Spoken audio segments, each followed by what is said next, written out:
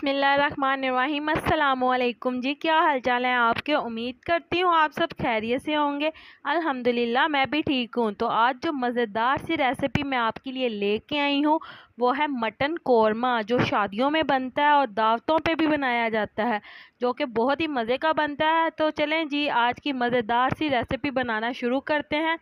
तो मटन कोरमा बनाने के लिए हमें जिन चीज़ों की ज़रूरत है उसमें सबसे पहले हमारे पास मटन है 1 किलो, और इसे हमने सबसे पहले एक अदद पतीली ले लिया और इसके अंदर शामिल कर दिया, और इसके अंदर आपने 1 कप भर के पानी का शामिल कर देना है। तो यहाँ पे आपने शामिल कर देना है प्याज। यहाँ पे प्याज 2 अदद बड़े साइज़ के लिए गए हैं।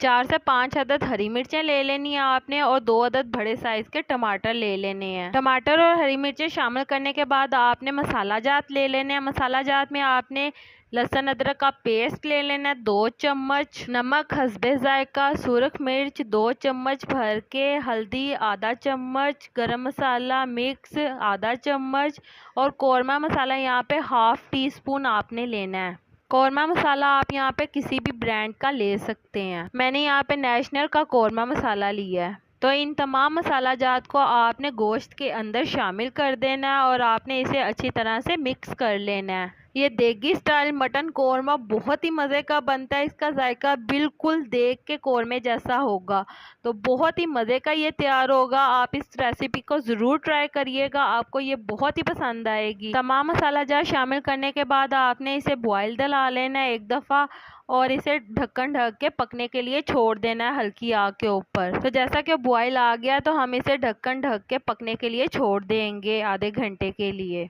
तो दरमियान में आपने इसे चेक भी करते रहना है, ताकि अगर गोश्त गल गया तो आपने इसके अंदर 1 कप घी का या ऑयल का शामिल कर देना है। तो चलें जी, मज़ेदार से कौरमे को आपने ऑयल शामिल करने के बाद अच्छी तरह से भून लेना है।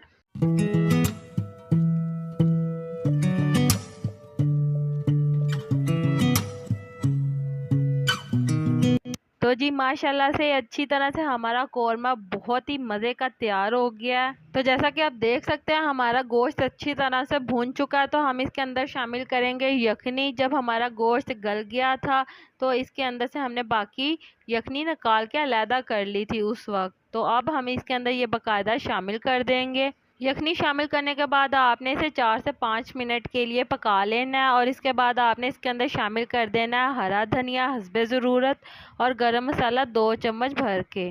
तो जी जैसा कि आप देख सकते हैं हमारा मज़ेदार सा देगी स्टाइल मटन कोरमा तैयार है। तो उम्मीद करती हूँ आपको मेरी आज की रेसिपी पसंद आई होगी।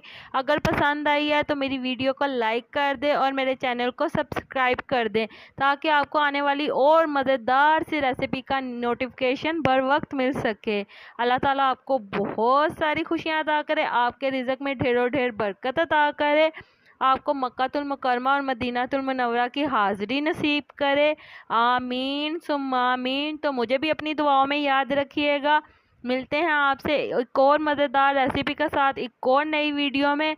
तब तक के लिए मुझे दीजिए इजाज़त। अल्लाह हाफिज़।